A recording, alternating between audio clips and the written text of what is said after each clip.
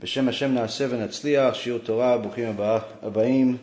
We are back here from Jerusalem, live, and here to give you guys an update, as we promised you guys throughout this difficult time. We're going to do a shiur BeEzrat HaShem almost every single day to try to give you guys some more Torah insights on what is a Jew to do, what is a person that believes in the Torah to do at these times where there is a war. And tonight's shiur is going to be for the refuah shlema for Rabbanit Sarah bat Anat, Rav Efraim ben Shulamit, Rabbanit Levana bat Sarah, Avi Mori David ben Esriya, Imi Morati Doris bat Jora, and all of Am Yisrael and all the righteous Noahites that continue to support and help us in all the wonderful things that our organization is doing. Anyone that wants to donate to the current campaign that we have to help the Israeli soldiers and other poor people here in Israel, you can go to bhchesed.org, bhchesed.org. You could donate as much as your heart and your bank account allows. So, with that being said, we're going to get right into it. We have, Baruch Hashem, a lot of threats, a lot of things going on. And since I don't watch the news, different people send me different things. That's how I get many of my updates, and unless I have to investigate something further, usually this suffices. In the last couple of weeks, for obvious reasons, the amount of messages that I'm getting from people regarding the news, regarding what's going on in the world, has surpassed any other time. But of course, much of it is necessary for us to understand what you guys are going through, what everyone's going through. Of course, there's a war. We hear the missiles, we hear what's going on out there, and I understand that the situation is not lo pashut, as they say. It's not simple, because the amount of anxiety that everyone has had since this whole terror attack in Israel just a couple of weeks ago has surpassed any other time since the Yom Kippur War. But the reality is, this generation is very, very different than the past generations, and therefore people are dealing with it differently. Furthermore, there's a lot of surprises for people that thought that there's going to be a lot more public support, either from America or from different countries, or even from fellow Jews, are disappointed when they see how much hatred is actually being spread out there right now against the Jews, even though they're the ones that are the victims here. They're the ones that were attacked, because everyone is harping on the fact of the counterattack. And we're going to get to all of that. But of course, we always have to understand that we're not here to report the news to you. We're here to give you a Torah perspective that about the news, about what's going on out there, so everyone has a clear understanding of what to do. And tonight we're going to try to address the big question that everyone has in their mind, which is what to consider or what to do if this war gets much worse. Now, why would this war get much worse? For anyone that hasn't kept up with the news, you have a few things to consider. Number one, you have the Russians obviously are not very happy with Israel, especially since Israel, for whatever reason or another, made the mistake of supporting their haters, Ukraine, in the war between Russia and Ukraine. They should have simply kept their mouth shut, but they chose a side, and literally, like HaKadosh Baruch Hu opened the mouth of a donkey, and Vayiftach Hashem et pi ha'aton, says the Torah. He opened the mouth of a donkey, and they supported our enemy, which is also Russia's enemy, and obviously that automatically made Russia default to supporting the Ishmael. Furthermore, today it was announced that China is trying to show its strength by sending a ship to the area, because they didn't like the fact that America, the United States, sent their ship over here, and that certainly looks like things are heating up. They've hated each other for a long time, but as I've spoken about and even wrote articles about maybe 20 years ago, that the relationship between China and America is like a unhappy marriage that simply cannot end because of certain things. But it looks like the two are at the very least picking up a notch in their hatred for each other. They're putting their businesses aside for a moment and trying to see who has bigger muscles. And of course, all of the typical enemies that Israel has had for all of these years, whether it's the Hezbollah that's from Jordan, or Iran that's been trying to destroy Israel for many years, and had they had the atomic bomb, they would have already pressed the button 10 times. Or it's Turkey, even though Turkey has a Jewish community there.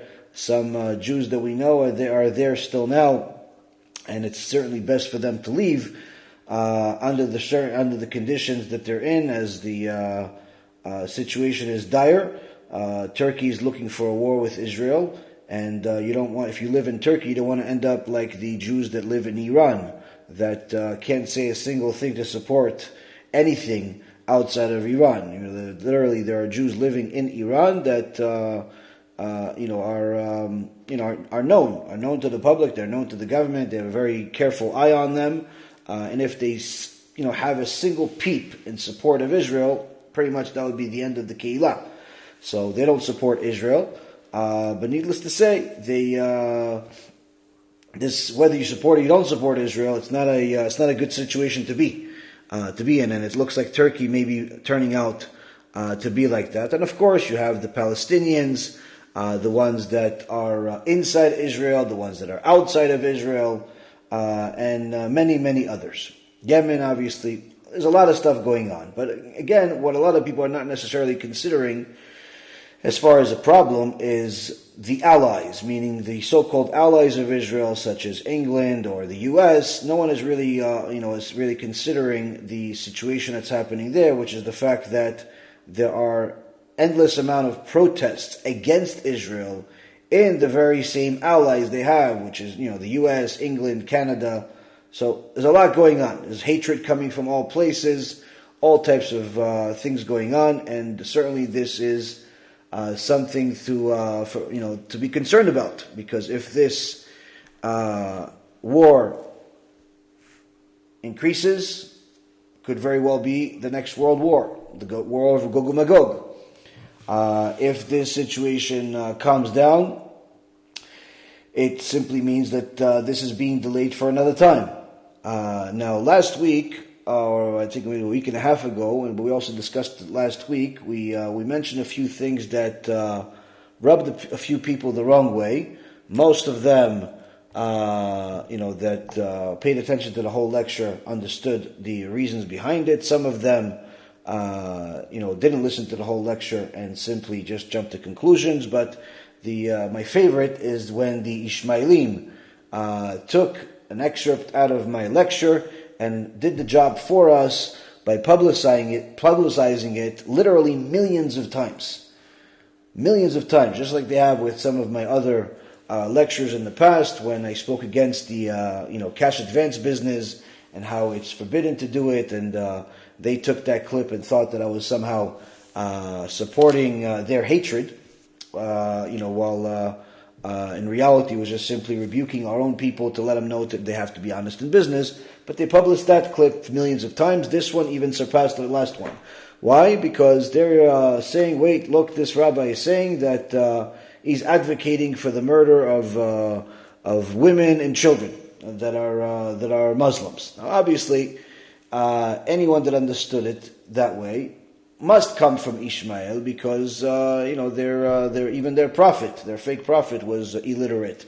So I wouldn't expect them to be literate. But anyone that actually understood what was actually being said there would understand that this is a war. In a war, there are certain conditions that need to be taken, certain things that need to be taken into consideration. So all of that, BeEzrat HaShem, will be discussed. What to do, how to do. Some people are even asking me, what happens if hostages capture us? Can we kill ourselves? Is it allowed according to the Torah? All of these types of things that people ask out of that really comes out of more anxiety than a yearning for knowledge. Now, The first thing that a person has to look at is always the weekly parasha. The weekly parasha tells you a lot of different things. It's a foundation for every single thing that you could possibly have, and this week's parasha is as great as it can possibly be. It's officially the first Jew, Avraham Avinu. Avraham Avinu in parashat Lech Lecha, Kadosh Baruch Hu tells Avraham Avinu, Lech Lecha me'artzecha, me'uladetecha, me'bet avicha. Go for yourself, from your land, from your relatives. In so many words, HaKadosh Baruch Hu tells Avraham Avinu, our forefather, to go. Where? He doesn't tell him where. He doesn't tell him where. And in so many words, this is the ultimate test for Avraham Avinu, because it's not just go somewhere and you have certain things waiting for you. No, he's telling him go and leave everything that you know. Leave your father. Leave your everything that you have. Just go.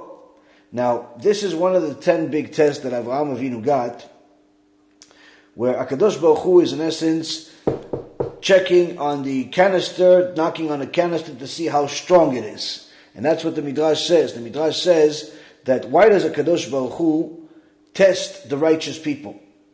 Obviously, if he knows the future, then he knows that Avraham is going to pass this test. He knows that Moshe Rabbeinu is going to pass the test. He knows that David HaMelech is going to pass the test. He knows that all of these righteous people that he tested are going to pass the test. So what's the point of passing the test? Say the Chachamim, the holy Jewish sages, explain to us that the test is not for them. Meaning, Hashem is not testing Avraham for Avraham's sake.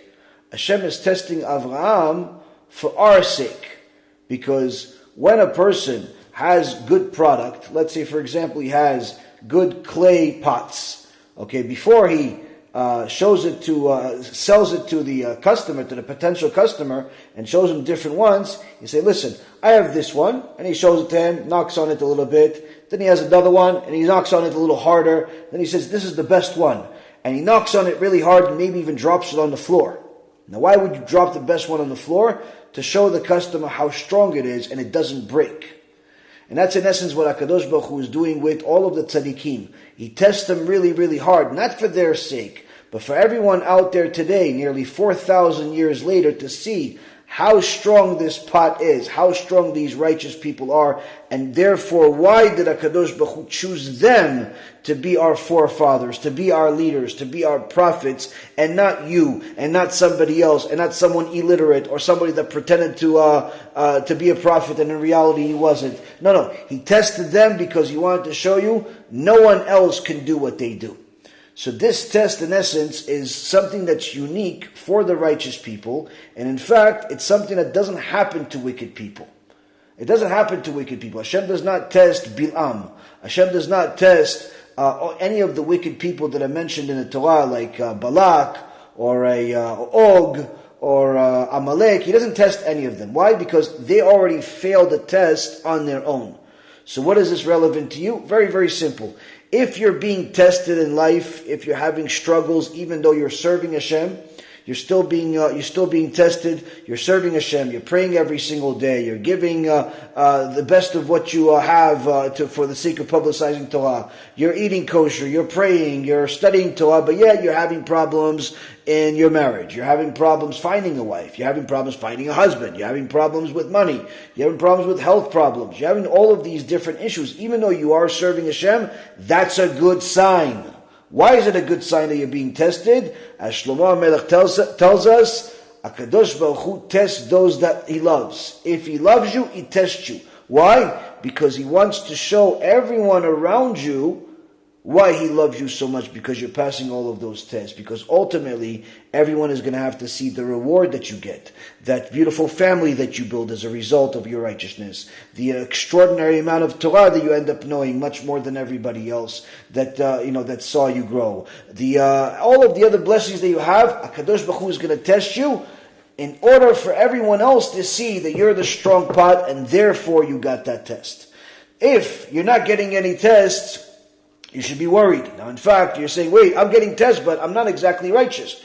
Those are not tests. Those are rebukes. Meaning, if you're not observing Shabbat, if you're not being honest in your business, if you're an adulterer, if you're a immoral person, and you're having all types of problems, you can't sleep at night, you have nightmares, you're losing money, your wife wants to divorce you, your husband hates you, your kids can't even say your name, or can't call you Ima or Abba, they call you by your first name, all types of disrespect, then that's not because you're being tested, it's because you're being rebuked, where Hashem is showing you that since you're not going in the way of Torah, therefore these things are happening, and therefore it's good for you to change.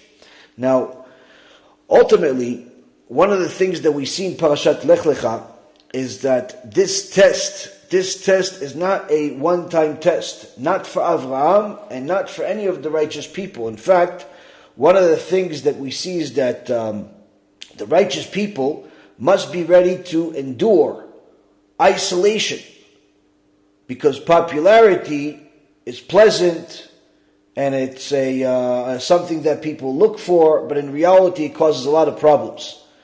If a person wants to be righteous, they have to be prepared to be isolated, because the righteous path is not necessarily the popular path. And if a person is prepared to be isolated and go on the righteous path, then they're going to know that it's not just that you're going alone. You're going with Hashem, and you're not desiring to win the approval of everyone else, but rather that you're looking to win the approval of Hashem, without bending your principles to other people, without changing the Torah in order to pacify people. You're going to do whatever you can to stick to the law of Hashem. And Avraham and Sarah were being given a challenge right now to isolate themselves from everything that they know, not only moving on the other side of the river, but moving on the other side of everyone else that they know, in order to not only acknowledge, but make sure everybody else acknowledges that the path that they're going is the path of HaKadosh Baruch Hu.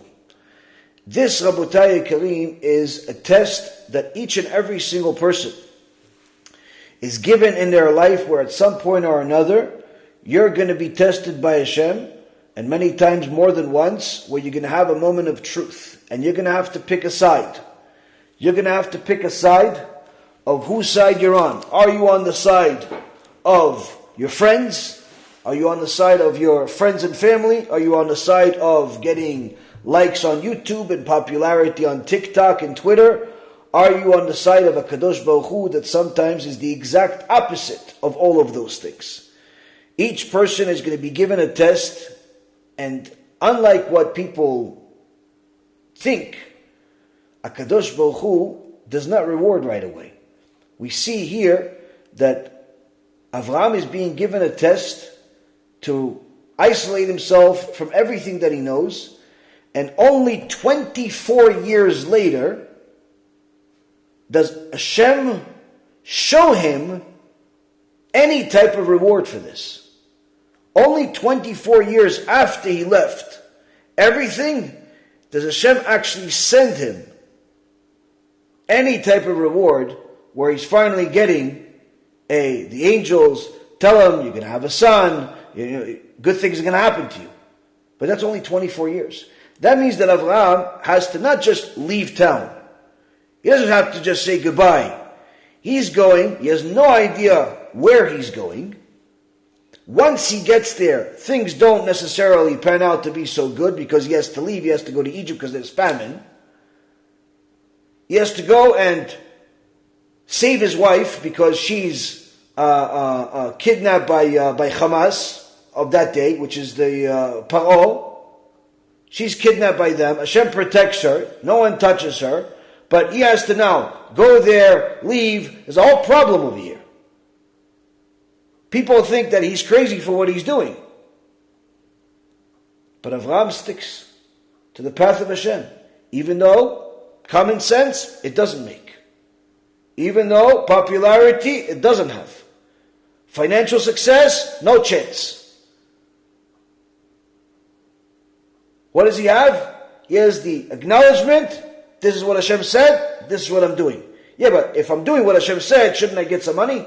Shouldn't I get some peace of mind? Shouldn't I get some comfort? Shouldn't I get, whatever a person desires? No.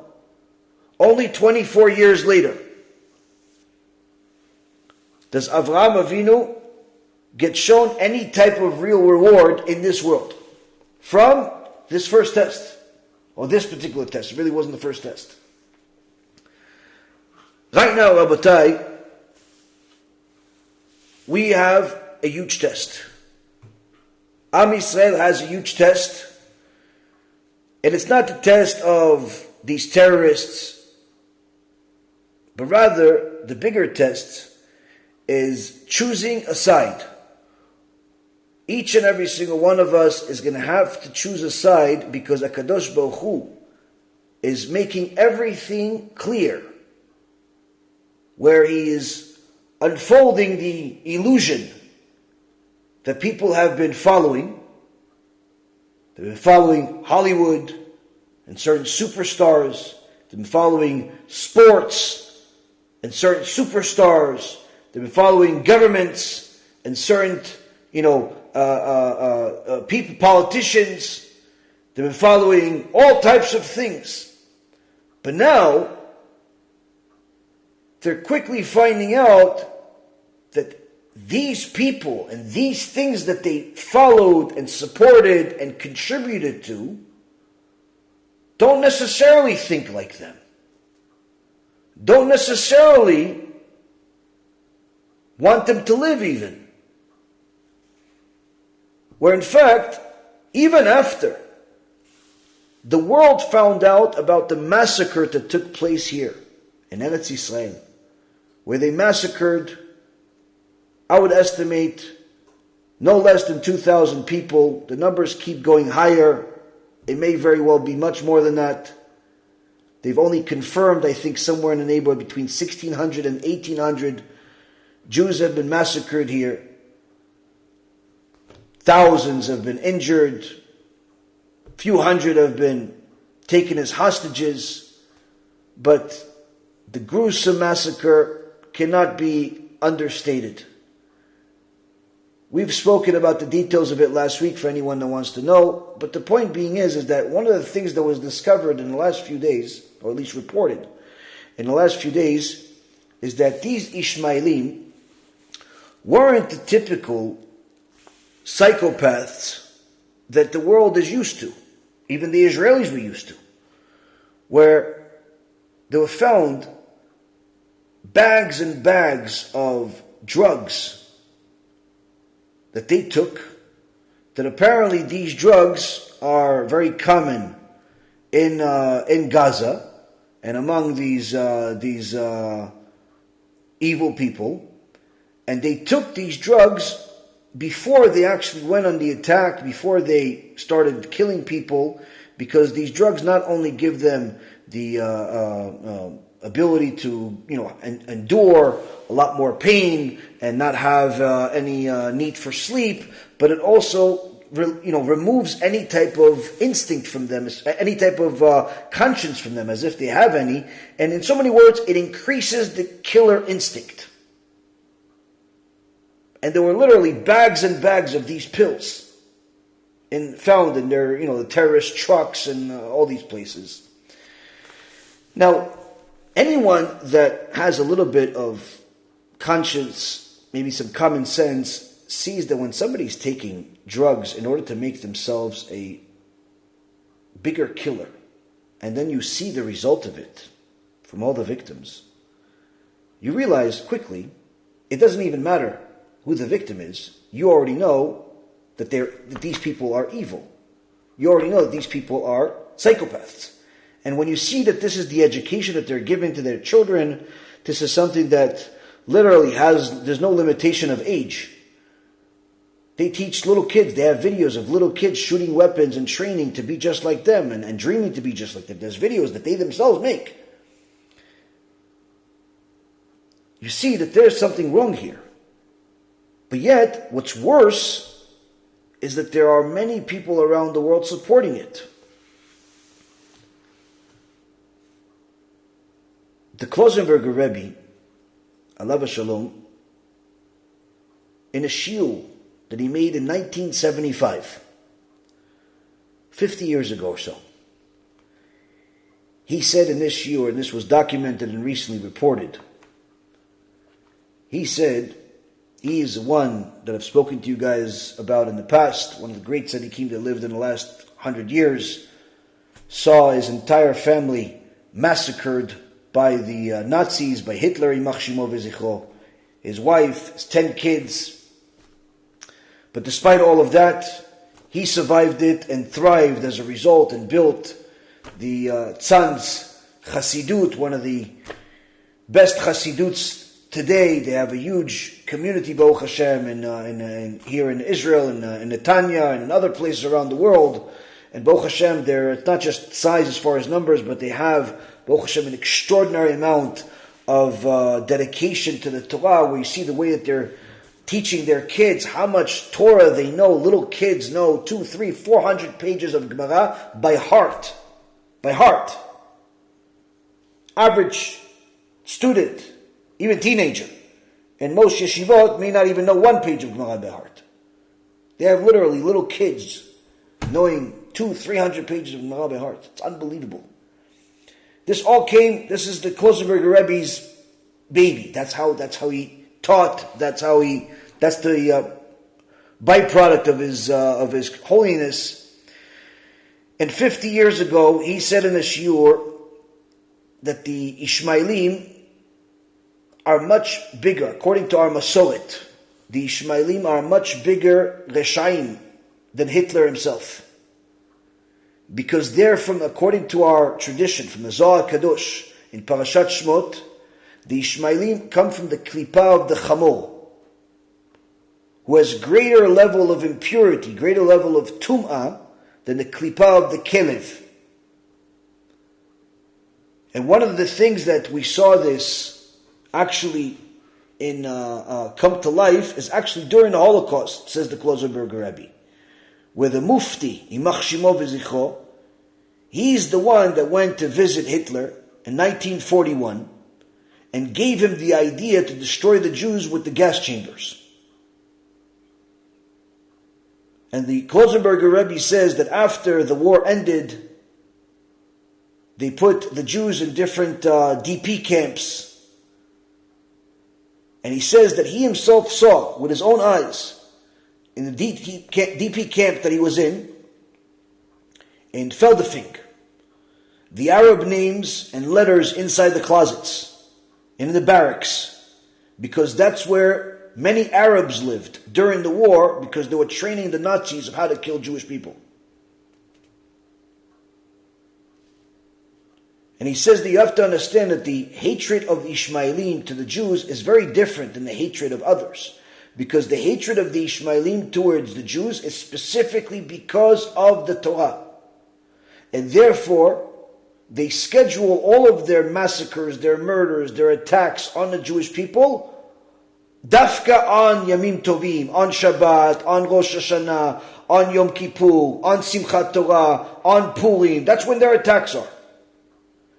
Because their Tum'ah cannot tolerate the Kedusha of Am Yisrael. And all of this began with what I mentioned to you guys a week and a half ago, with the evil, conniving serpent who was jealous of Adam HaRishon.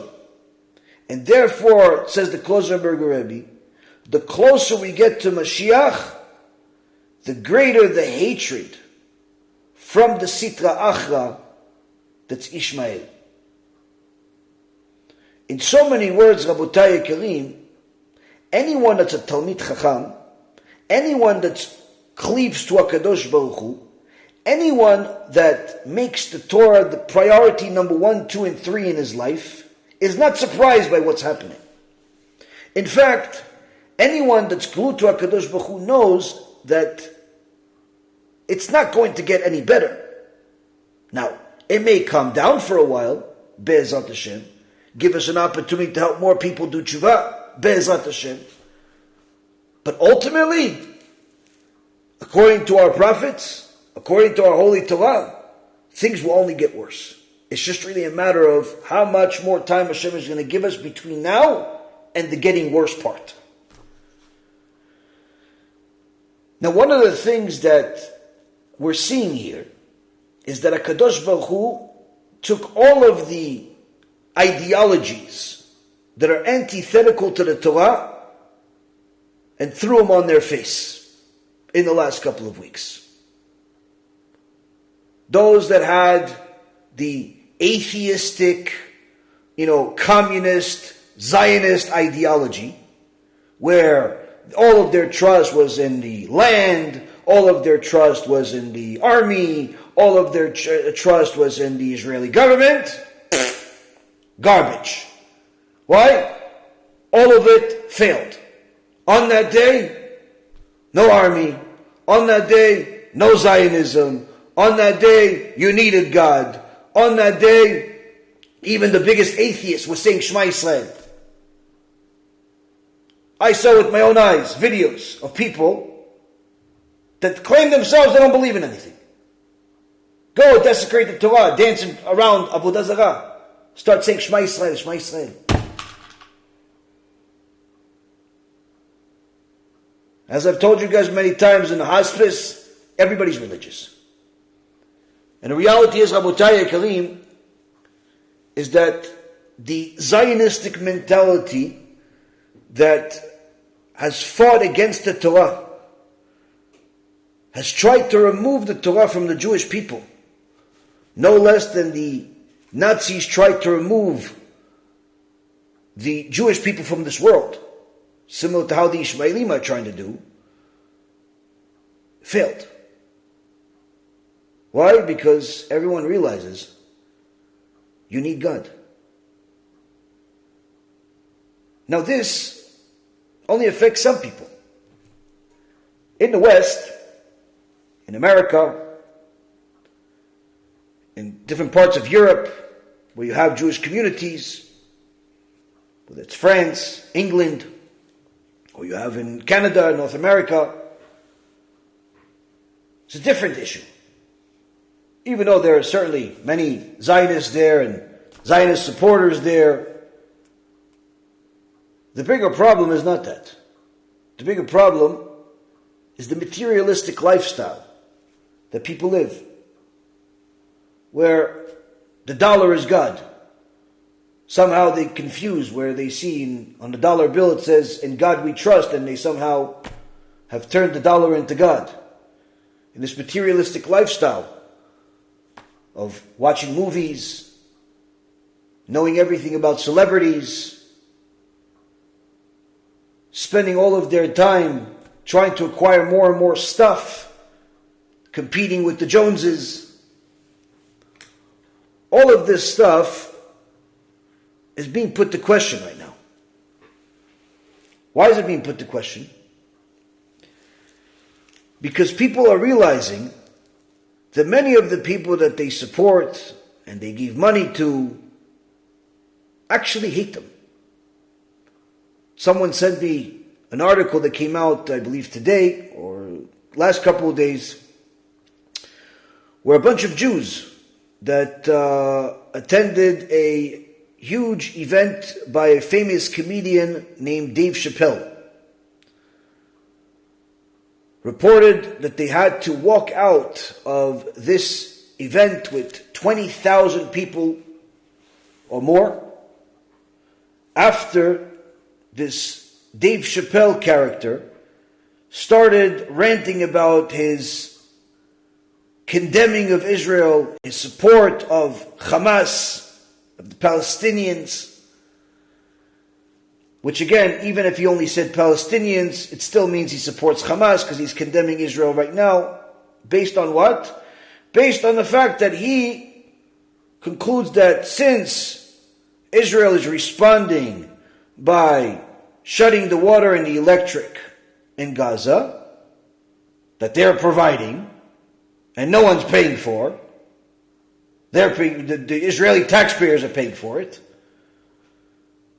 Since they shut it down, since they're in the middle of a war, that's evil. That's not proportionate. And he is condemning it, and he's supporting the Muslims, he's supporting the Ishmaelim, he's supporting the Hamas, supporting terrorism.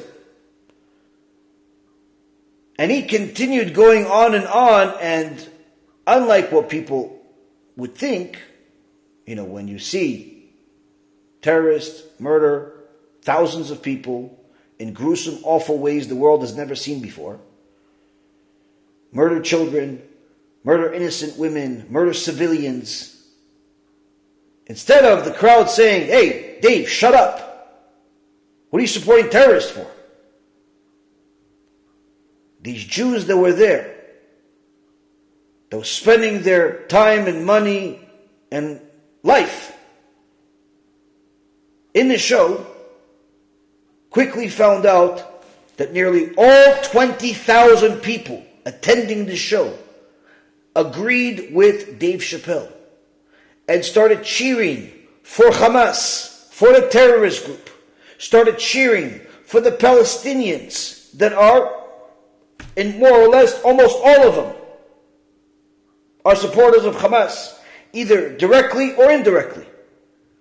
You're either supporting it by aspiring to be like them, by giving them all types of financial support, all types of other support, or you're supporting them by simply being silent while they're shooting their missiles off of your roof. Support doesn't have to be like what people think, oh, if he's not a terrorist directly, then I mean he's okay. No, no, no. If you're not against terror, you are a supporter of terror. There is no such thing as neutral. Some people think, no, I'm neutral. There's no such thing as neutral. There is no neutral. You're either against it or you're for it. Now, here you have Jews that have built their life, their ideology, their family, their whole makeup, instead of living Torah, instead of going to a shiur Torah, to identify themselves closer to their Jewish heritage, to their God that created them, to the God that gave them money to do. What do? They go and celebrate with a bunch of people and find out that they are in a crowd surrounded by 20,000 people, that if it was announced at that moment that you're allowed to do what was done by Hamas in Israel, you're allowed to do it for 5 minutes. In America, not a single Jew would have left that building alive. If it was legal for 1 minute, they announced, like they did in other places throughout history where they simply wanted to justify murder.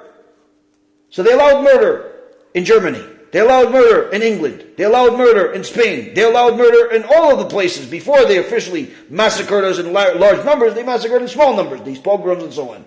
They allow murder. If they simply allowed murder for 1 minute, for 60 seconds, and it was announced on the speaker, hey, Dave Chappelle, shut up for a second, we have an important announcement to make. For the next 60 seconds, you can do whatever you want. Not a single Jew would have survived that comedy event. And guess what? That Jew that attended that comedy event didn't realize it until it was too late. Until it was too late, they realized that they were surrounded by people that are aspiring to kill them. People are surprised by this, unless they're people of Torah, because we've seen this before. In fact, there are many more Dave Chappelles out there.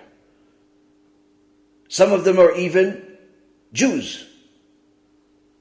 You have people like Jerry Seinfeld and other Reformed Jews in Hollywood and in other places, so-called celebrities, that are actually condemning Israel. Instead of supporting Israel at the time when they're being attacked, supporting Israel at the time that they are under attack, they're in war, they're condemning them. Why? Because from their long-distant relationship that they have, they say, wait a minute, you were attacked, okay, that's not good, but wait, you're shutting off water and electricity to these people? Why? They didn't do anything. What do you mean? You think that we just want to terrorize people for no reason? We just shut water just because, what, we're saving water? First and foremost, you should understand. If you don't live here, if you're not close to the matter, like you are close to your own hand, you're not going to understand. Why? You're on your comfortable couch. You're in front of your 60-inch TV screen. You're getting your news from the media that's full of propaganda. It all depends on which side they're on, and therefore that's what they report you. You're in a place where, in reality, in many cases, you may have never actually met a real Jew before in your life. Like this one black kid that so-called internet celebrity, TikTok celebrity, I don't know his name, but he was supporting the Palestine, he called it. But he talked to his friend, this Jewish kid, on this video, 30-second video, and he asked him, why are they saying free Israel? Isn't it free Palestine? And his Jewish friend, who he didn't know at this point that he was even Jewish, says, no, man, it's free Israel. Why Palestine? I'm from Israel, he says. He goes, nah, come on, you're not from Israel. He goes, no, I'm Jewish. So he said, so? So what does that mean? What does that have to do with Israel? He goes, Israel is the Jews. He goes, no, really? The moron didn't even know that Israel is the place for the Jews, but yet he went against it. He supported the enemies of Israel without actually even knowing who Israel is. And unfortunately, this is the majority of people who don't know anything about anything, but they support based on what they read in the news, what they see in the papers, what they see some big head reporter determine is the truth. And the best part about it is that they all try to give us ethics class when they themselves don't follow their own ethics. Whether it's the people from the U.S., oh, you should have a responsible, proportionate response. Proportionate response? You mean like Hiroshima and Nagasaki? That was a proportionate response to Pearl Harbor? Or maybe the Persian Gulf War. That was proportionate. Or maybe Vietnam. Vietnam, very, very proportionate. Even the American people liked it. What proportion? What are you talking about? Or maybe the English are going to tell you that. With all the colonization that they did over the centuries. What proportion? What are you people talking about? Proportionate. So why are you shutting the water? Very simple.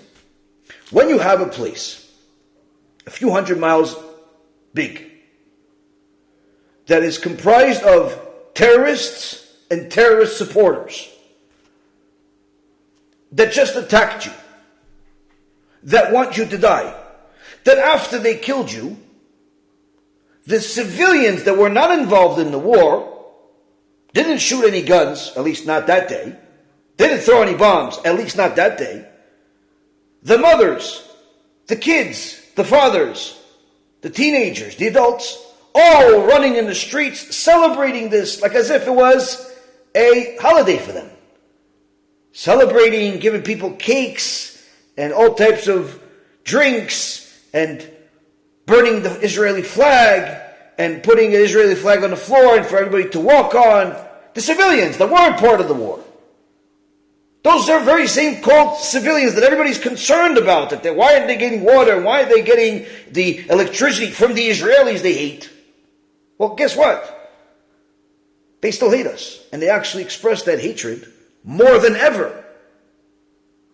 Because the biggest and most atrocious part of the attack was how everybody responded. Supporting the attack, celebrating the attack, mocking us after the attack. And you want us to give them water? You want us to give water to the enemy so they can continue satiating themselves and rearm themselves and attack us again? You want us to give the enemy electricity so they have an easier time shooting missiles at us? Do you know that they've shot nearly 10,000 missiles at us in the last 2 weeks? And yet you want us to go what? Feed them? Maybe we should buy everybody a McDonald's. We'll make sure it's halal. As if they actually even keep that. Maybe we should, maybe we should take them on vacation. We'll take them to an island. Perhaps maybe we'll leave them there. Maybe, to make it a proportionate attack, What we're going to do is we're going to get everybody school tuition so they can become literate. Perhaps maybe one day read the books they say they believe in and realize it's all complete nonsense. Then we're going to send them all off to all of these supporting, places. Everywhere that had a protest, supporting, we'll send them to you. Why do I say send them to you in America or in England or in France or in Canada? Why there? You know why? Because even the other Arab countries won't accept them. Everyone is upset at Israel that is shutting off the electricity and the water. Why aren't you upset at Egypt that closed the border? Why aren't you upset at all of the other more than 24 Arab countries that refuse to accept the Palestinians? And in fact, some of them call them, enemies of them. Why aren't their own people, so-called own people, accepting them?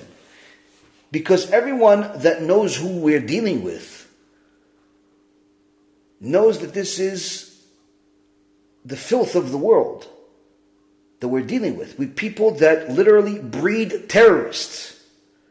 It's not people that live a civilized life, but they have some bad people.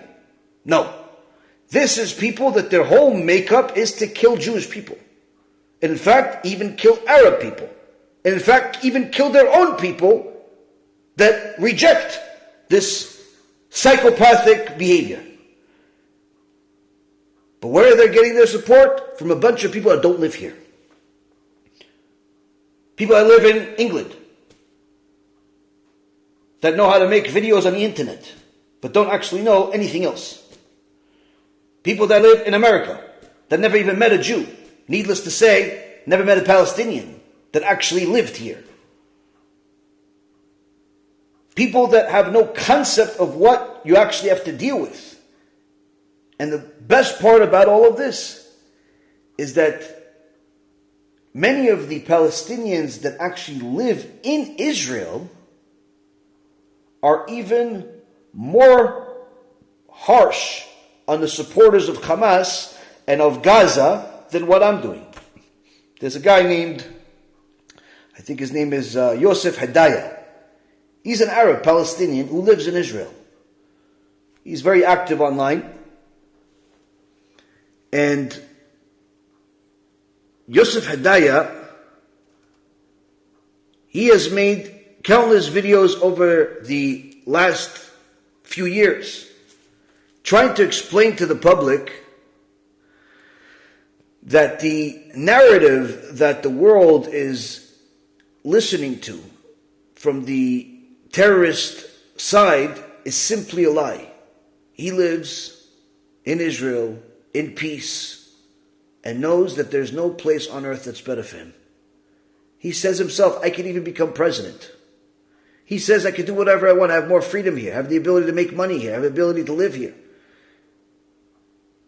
And many of his own people that actually hated him and went against him realized that he's right over these last couple of weeks, because they realized that after they saw the massacre, they realized that if they actually lived under the so-called Palestinian rule in Israel, they would turn not into citizens of Palestine, but rather into victims, like the people of Gaza have become. They're not victims of Israel. They're victims of themselves, of the ideology that they have. Now, the support that people are giving is coming also from Jewish people. Support of Palestinians, support of the terrorism is also coming from Jewish people. Now, as I said, some of them are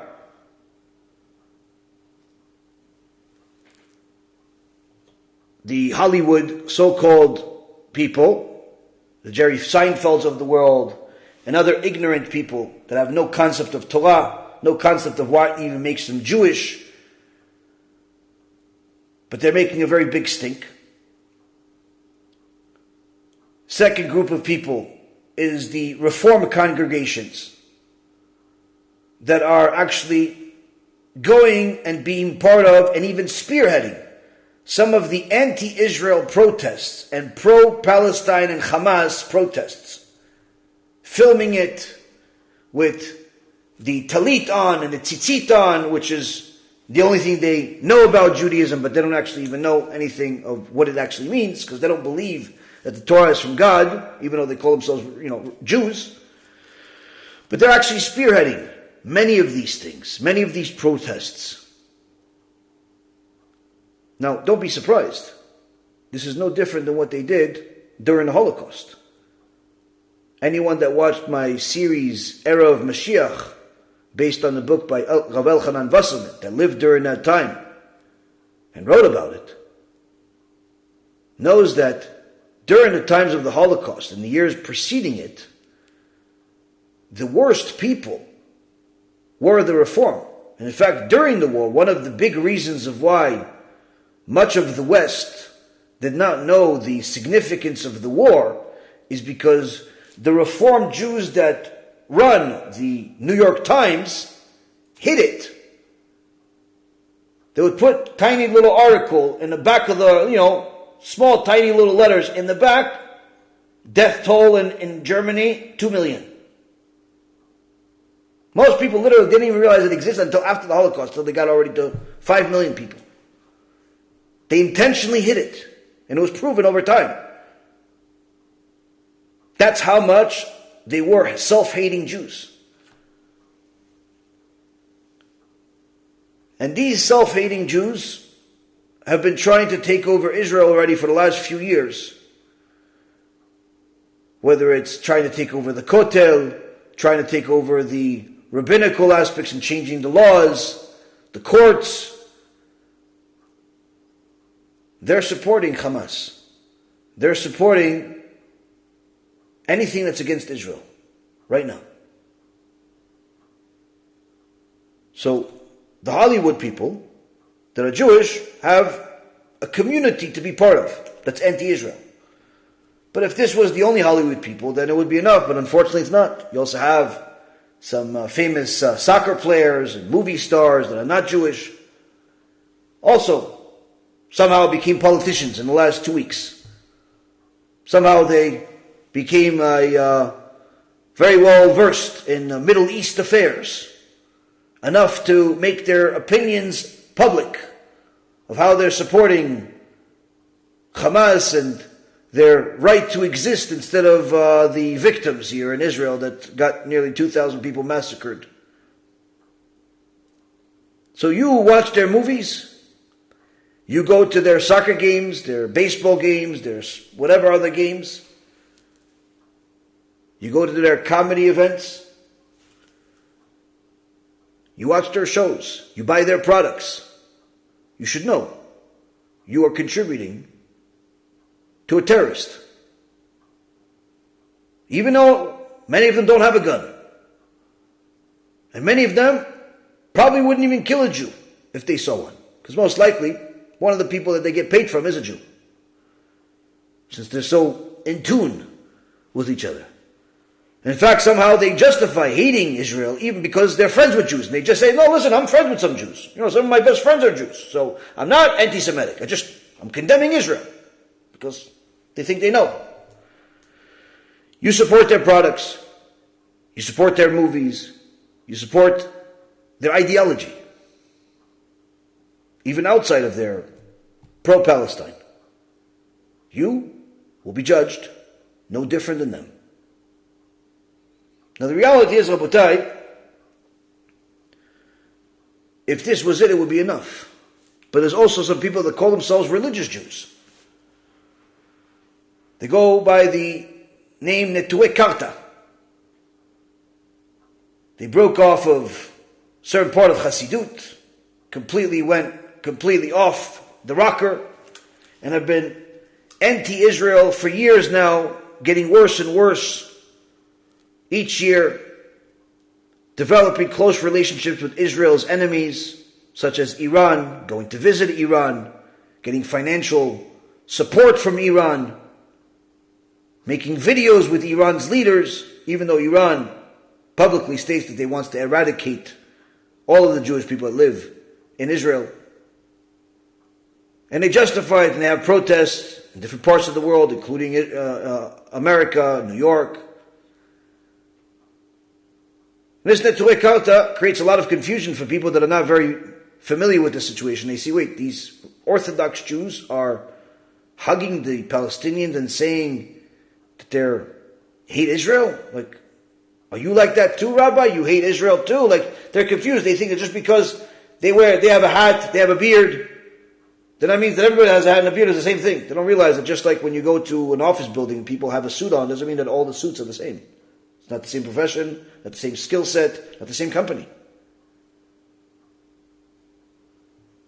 But more than confusion, it creates chilul Hashem, creates desecration of God's name. Now, one of the people that's most versed in the topic of dealing with the Muslims, the Muslim culture, customs, Ishmael altogether, is an expert by the name of Dr. Kedal. He knows more about the Quran and their culture and their customs and their history than they do. And literally he's taken them to school 1,000,000 times, destroying all of their arguments and debates in their language, in Arabic. This other person that I mentioned to you, Yosef Haddad, I think his last name is, he's also very, very well versed. He speaks English, speaks Hebrew, speaks multiple languages. I don't know as much about him as I do about Dr. Kedal. But you see, anyone that's actually versed in this topic, it's very easy to destroy the argument against the Palestinians and Hamas and simply this whole thing. But yet, many people don't want to hear the truth because they've already decided which team they want to be on, and therefore they're just looking for someone that agrees with them. Why am I telling you all of this? Why am I telling you all of this? The Torah says to us at the end of Parashat Noach, the 340 years after the flood of Noach,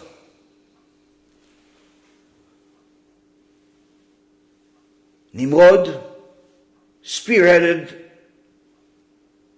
a war against God by building the Tower of Babel.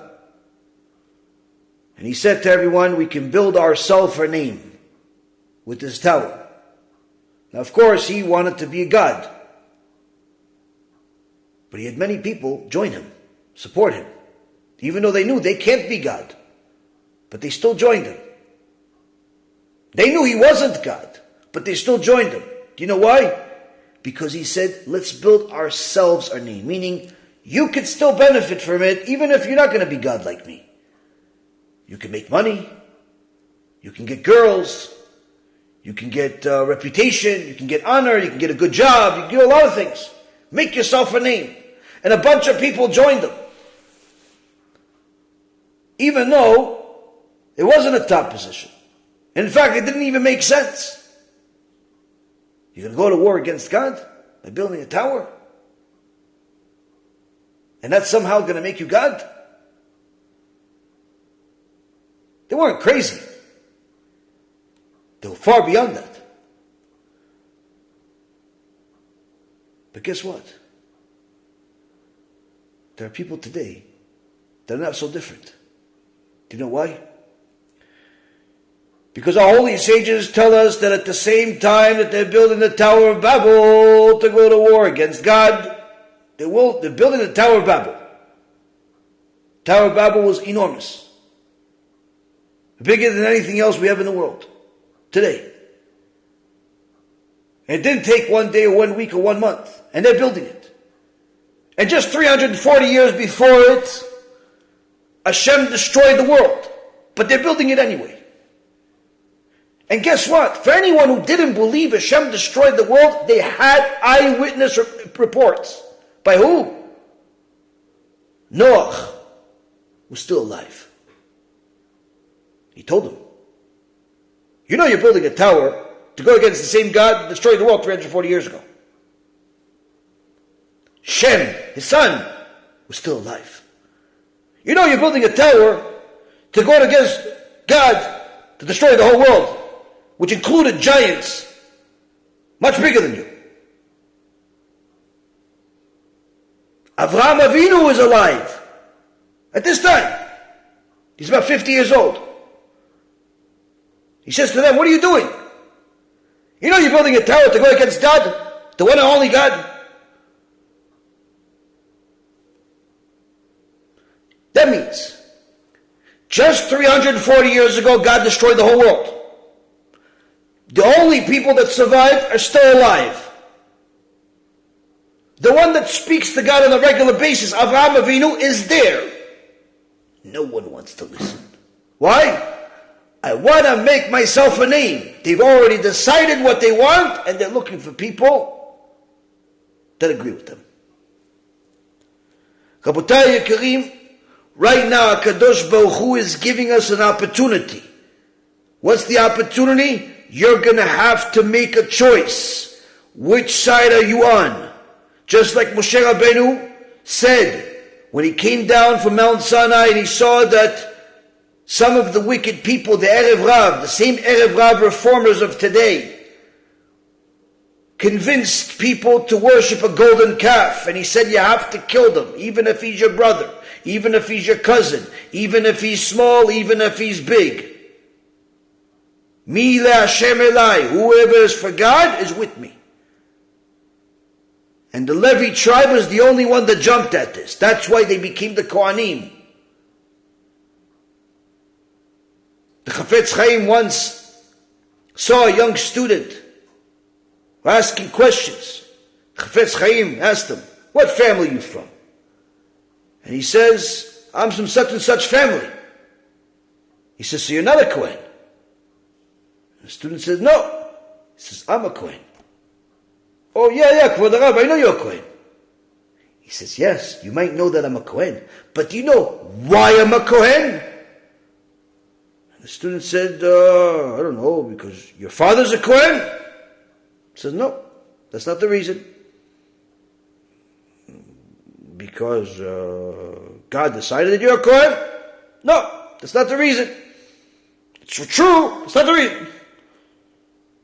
Do you want me to tell you why I'm a Kohen? He said, of course, Kvod Rav. He says, because when Moshe Rabbeinu came down from Mount Sinai and he saw the idol worshippers, dancing around a Buddha, dancing around a golden calf, dancing around and mocking Hashem. He said, Mi le Hashem elai, whoever is with me, meaning on the side of Hashem, kill the idol worshippers. Doesn't matter who they are. And guess what? My father, his father, and his father, and his father, and his father, and his father's father, all the way back to then, he was there. And you know what he did at that time? He went and he killed whoever was an idol worshiper. That's why I'm a Kohen. Your father didn't. Your father's friends didn't either. But my father did. The reality is, Rabotai Karim, is at the moment of truth, every single person is going to find out that some of his friends, some of his colleagues, some of his family members are enemies of God. Some of them are clueless, but some are actual enemies of God. Some of the things he watches, some of the things he supports, are enemies of God. And HaKadosh Baruch Hu is going to put you to the test. Why? I think I want to talk to you about. Are you supporting Palestine at this time? In so many words. You okay with the fact that they just murdered a few thousand Jews? Now if you somehow rationalize it, maybe because they weren't religious, oh, maybe because of this, maybe because of that, guess what? You've chosen a side. You chose a side. And it's not the right one. Why? HaKadosh Baruch Hu makes it very clear to us that we're never allowed to join the sign of the wicked people. Now, even though many of the people that were murdered were not exactly Torah observant, they still had the Jewish neshama that you can still do outreach with, get to, and potentially save. No one has the right to take that neshama out of this world.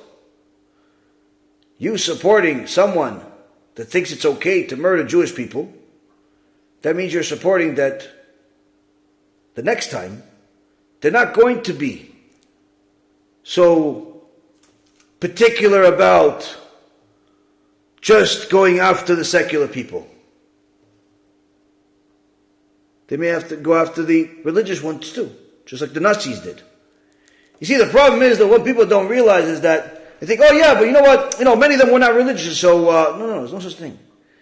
The second you think that it's okay to rationalize killing non-religious Jewish people, you're not even a stone throw away from rationalizing killing anyone that disagrees with you that's Jewish.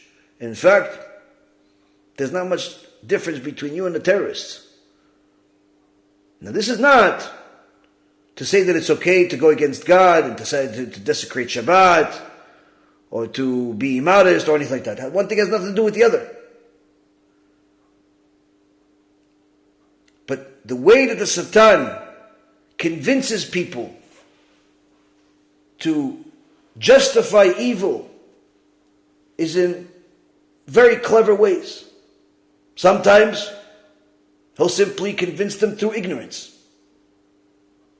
Like he did that little black TikTok star. Sometimes he'll convince them through political nonsense. And that's how he does with a lot of people that think of themselves as, politicians, even though they have nothing to do with politics. And some, simply by telling them, listen, they're not religious. So God hates them. So they deserve it. If they didn't deserve it, then God wouldn't do it. And guess what? You just became a terrorist. With the kippur. Rabotai Kalim. More than anything else, a Jew must realize that we're not here to give judgment. We're not here to tell you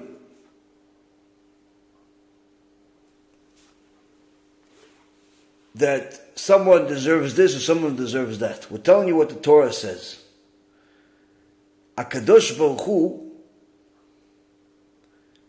tells us exactly what He expects from us. And He gives each and every single one of us an opportunity to do tshuva, to fix things. And so long as you're alive, you're going to have that opportunity. The moment that you're no longer alive, you no longer have the opportunity to do tshuva. Now, even though sometimes it's literally mercy from Hashem to take somebody out of the world because of the way that they're behaving is going to lead them to more sins, and it's better for them to reincarnate or some other accounting that Hashem has. But that's for Hashem's to judge. That's not for us. For us, we want people to live so they can do tshuva, so they can fix their life, so they can live a holy life and sanctify Hashem's name. We want them to have a chance to hear the truth. We want them to have a chance to accept the truth. We want them to have a chance to live the truth. And in fact, the more a person thinks about it, the more he'll realize that the rebuke about what happened, spiritually speaking, is more on us religious people than on the secular people. And the reason why, Rabotai Karim, is as Rabbi Yisrael said to his students when he heard that someone in a different country, in a Jewish community, violated Shabbat for the first time, and Rabbi Yisrael rebuked his students that were in a completely different country, and he's saying to them that it's their fault, because if they would have studied enough Torah, that Torah would have affected even a Jew in France. In fact, the Gemara in Masechet Shabbat says that HaKadosh Baruch Hu punished the people that were observing Torah before he punished the people that weren't, because they didn't rebuke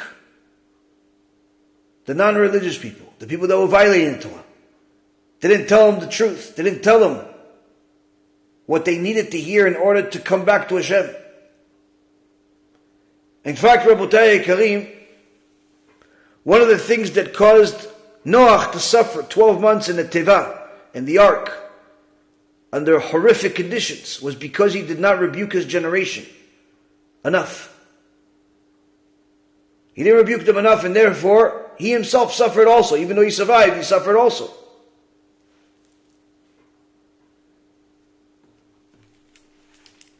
In fact, the Torah Kedosha tells us through the prophet Yechezkel. The prophet Yechezkel was religious Jew, Orthodox as it gets. And the prophet Yechezkel is talking to the community, which includes everyone. And he says to them in the name of God, in chapter 20,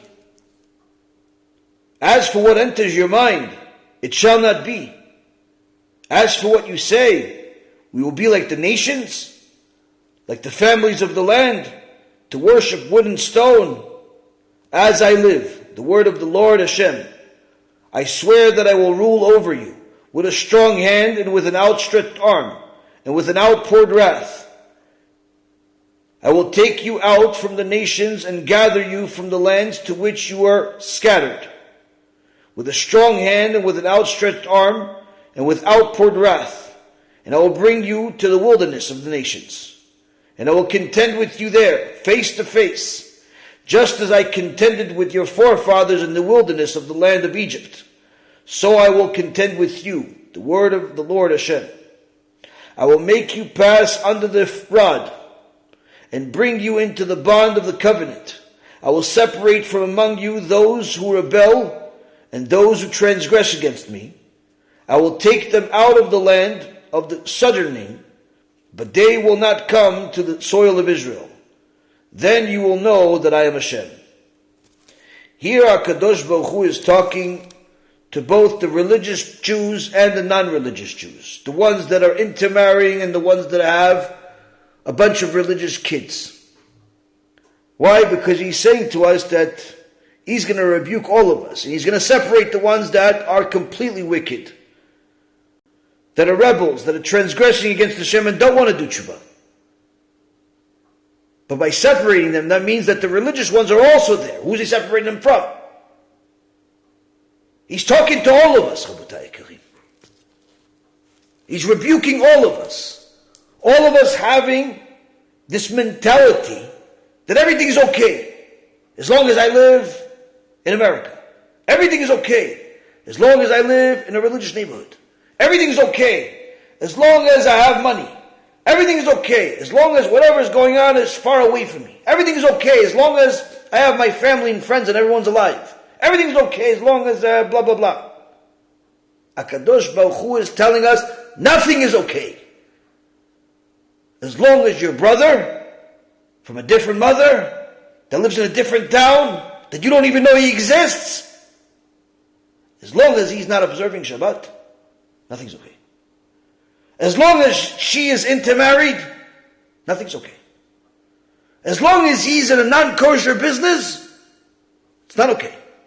As long as you're silent when you see all types of horrible things happening in the community that are against the Torah and against the law, and you stay silent, nothing's okay. Kol Yisrael Aravim Zeh Lazeh, all of Am Yisrael are responsible for each other. All of Am Yisrael is responsible for each other, Rabotai Yekarim.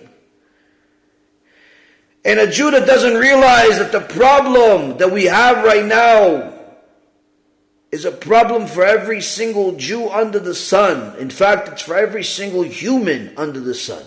HaKadosh Baruch Hu is about to close the store.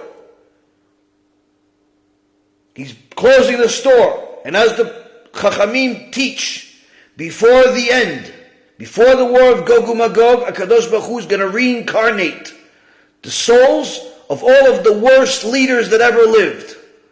The Paro's, the Nebuchadnezzars. All of the worst ones are going to be reincarnated into that generation's leaders. They're all going to be part of the war of Gog and Magog. HaKadosh Baruch Hu can punish all of them for what they did to Am Yisrael. But that's not right off the bat. There's the birth pangs of Moshiach, the pain and agony that we're dealing with right now. And this is just the beginning. And a Jew that doesn't make the right choices right now to separate themselves from all the nonsense that's against the Torah, from all the lies that's against Hashem, from all the things that are antithetical to the purpose of life, is simply setting themselves up for failure. As the Kadosh Baruch Hu said, Ayol lo tiyeh, it will not be. You think that you will reach success because of money? You will not. Even if you have money now. You think you will reach success because you have real estate? You will not. Even if you have real estate right now. You think you will reach success because you have a family? Because you have a good position in some big company? Because you have whatever it is that you have? There is no purpose of life that depends on materialism. Material is just something for you to use in order to elevate yourself spiritually. But when you make the material your life, your spirituality disintegrates. When you make your purpose of life dependent on materialism, you're building a house of straws right next to a fire. Because no one will see that material give them any value whatsoever the moment they die. No material lasts forever. Even if you have achieved extraordinary wealth of hundreds of millions or even billions, the second you die, it doesn't help you. And in fact, most of that money forgets who you are shortly after you die. Chachamim teaches that if materialism had any part of the purpose of life, we would be better off being created as cows and other animals. Because at the very least, their material is limited. You don't have to make so many choices. If your mentality is material first, God second, you're making a very bad choice. Why? Because that material first, God second, or at some point, is going to lead you to a lot of other bad decisions. It's going to lead you to befriend people that are anti-God. It's going to lead you to having all types of relationships with people that are perfectly fine with killing you, even in the comedy stadium. It's going to, in so many words, put you in so many wrong roads, it'll be a miracle if you find the right way home.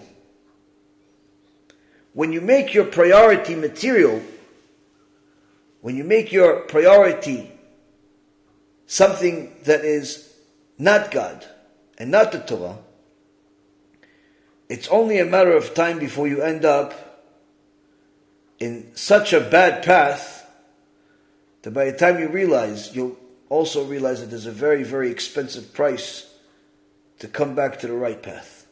Because doing tshuva is not simple. It's painful. It's necessary pain. It's worthwhile pain. But you can avoid that pain. HaKadosh Baruch Hu is giving everybody that option right now. Because He's taking away some of the smoke that's been blinding people and showing you who you really have been following. The Hollywood stars, the athletes, the businesses, the ideologies, the communities. He's showing you exactly. Why? Because everyone is making their opinion public. When they say that they're against Israel, they're saying that they're against God. Not because Israel, the country, is perfect, or even close to it. Not because the political situation here is anything remotely close to good. But rather because anyone that says they're against Israel right now is saying that it's okay to murder Jews. It's perfectly fine. And they try to justify it by the fact that they want us to feed and bathe and provide electricity for our enemies, when they themselves don't do it for their allies.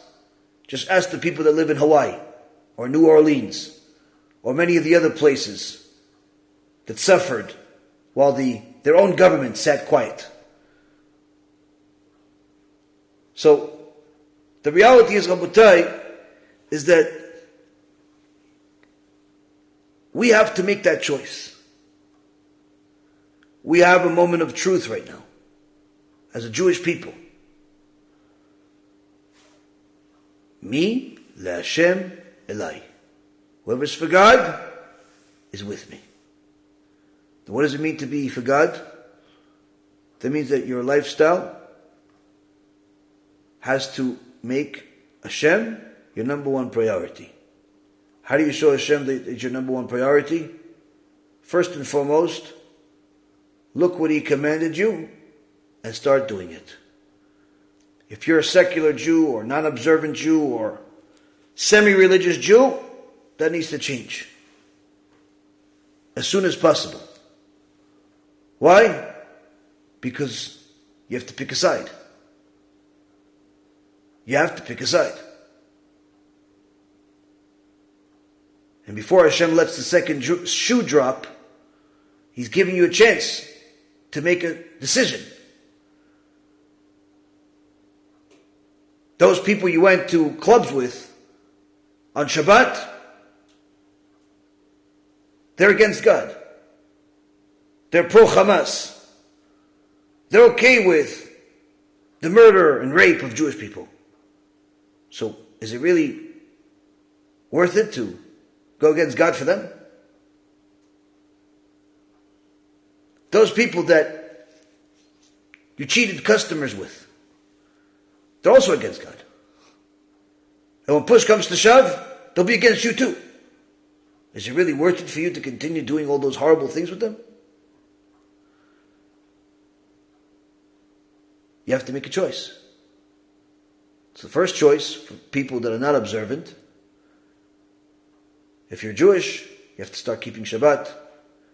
You have to start keeping kosher. You have to start learning Torah. Dedicate a certain amount of time every single day to learning Torah. Baruch Hashem, today, Hashem made it very easy to learn Torah. The books that you can get from ArtScroll or Feldheim or any of the kosher Jewish publishers, they're relatively costly. They're not costly, and you can get many things online. And better yet, you can save yourself a lot of time from reading many of the books by simply watching one of our lectures or some of the other great rabbis' lectures, like Rav Efraim, our own dear Rav Efraim, or Rav Yosef Mizrahi, if you need English. And there's certainly others that teach good Torah that you can learn from. And Baruch Hashem, by now we've already made nearly 12,000 videos between the Hebrew and the English channels. It's a lot of material. Just myself, I have probably close to 5,000, maybe 6,000 videos over the years between the different channels, the short clips, the long clips, the movies. Even if you learn 10% of it, over the next year, you're going to become a very, very happy Jewish person. Because you'll know a lot of answers to a lot of questions that you never even knew you had. So if you're not religious, you got to pick the side. And you'll see that the reward for that side already starts in this world. And one of the biggest rewards that you could ever get is having answers to questions that you never even knew you had, and certainly questions that you had. And our lectures, Baruch Hashem, have addressed countless questions that I myself asked over the years. Now what about if you already are religious? What do you have to do? You already picked a side. You picked the side of God, right? You're religious, but yet the rebuke from the prophet Yechezkel was also to a Jew. The rebuke from all of the prophets is also to a Jew. You know why? I'll tell you why. With a story. Rabbi Yosef, alav shalom, was not only an extraordinary chacham, was not only an extraordinary tzaddik, but he was a person that HaKadosh Baruch Hu chose to be the Gedol Ador. And everyone recognized it.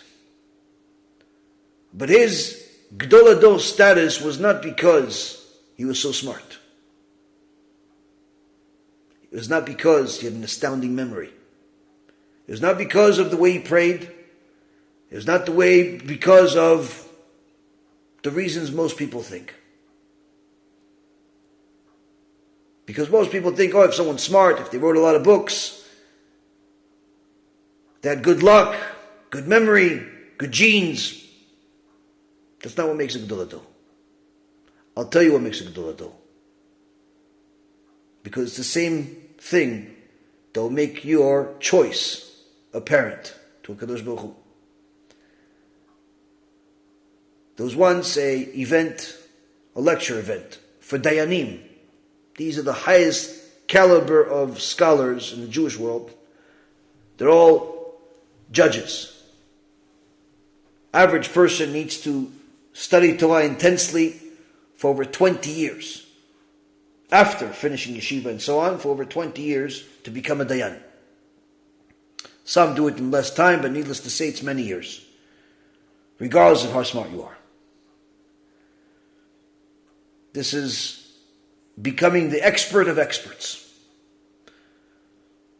So with Rav Ovadia being the highest among everyone, they had an event where it was a crowd full of dayanim, hundreds of dayanim, hundreds of Jewish judges. And of course, everyone expected the Rav to really show the breadth of Torah that was literally endless that he had. He gave a very, very sophisticated lecture. But to their surprise, when the Rav sat down, he started telling them stories. Like Musar stories. Tzaddikim stories. Simple things that seemed more of like a lecture for regular people. In fact, it was like a Kiruv lecture, where you're just trying to get people to understand that the Torah is valuable and beautiful and has a long history of amazing things and miracles. It didn't seem like this was the right lecture for this particular crowd. It's like going to a lecture, a bunch of physicists and astronauts about basic algebra.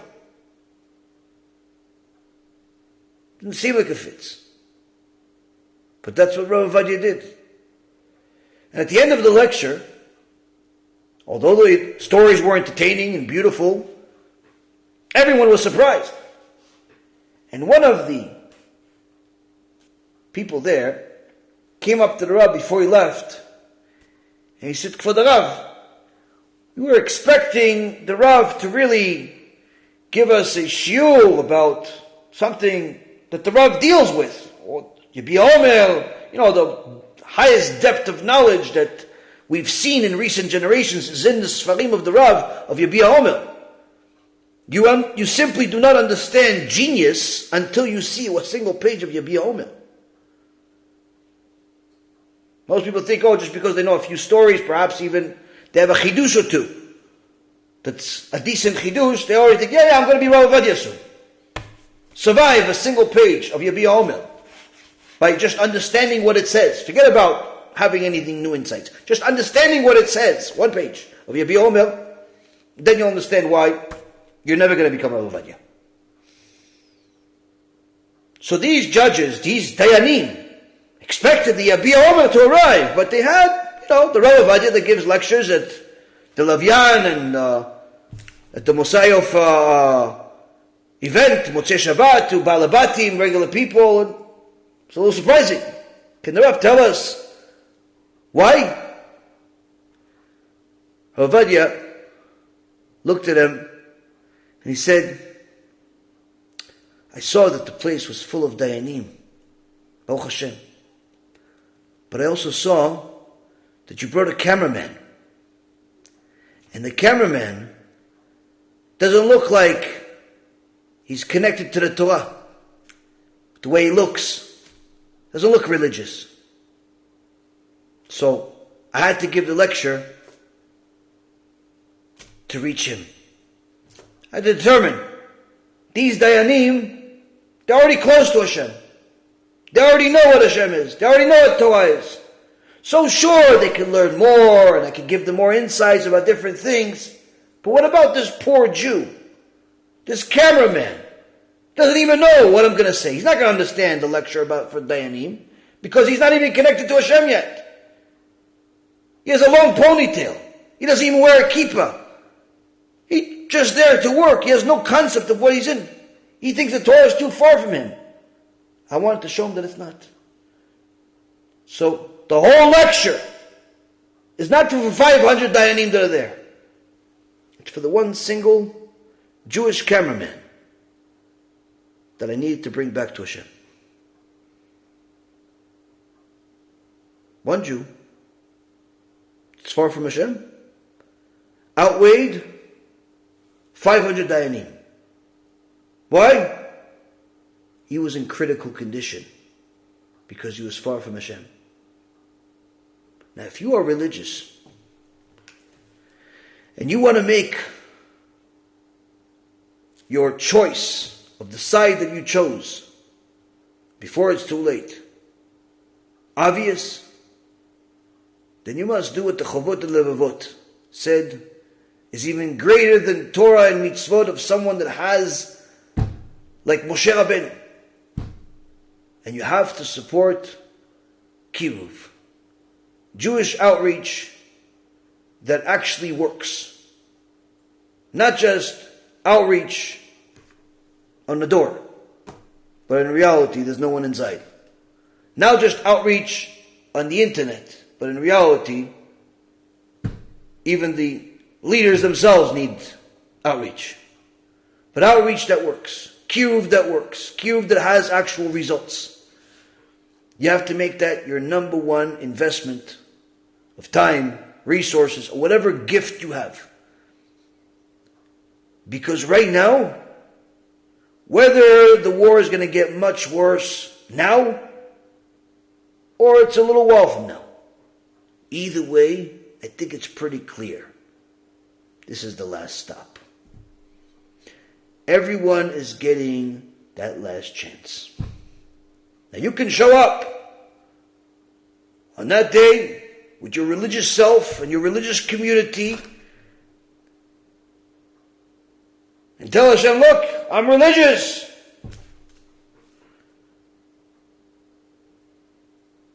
And only to hear the Moshiach tell you, where's your brother? Where is your brother? Just like the father that told his son, I'm going to have a big event. I want to have a big event. I want to make sure that you and your brother come. Whatever you need to spend for the sake of my honor, spend. I'll pay for it. So the guy went, bought himself and his family a bunch of new clothes, fancy jewelry for his wife and daughters, all types of beautiful things, private jet, private limo, all types of wonderful things. Then he realized, wait, yeah, my brother, I got to bring him too. Okay, whatever, just get him something off the shelf and let him, just tell him to come. And they get to the event, see, beautiful event, all types of wonderful things.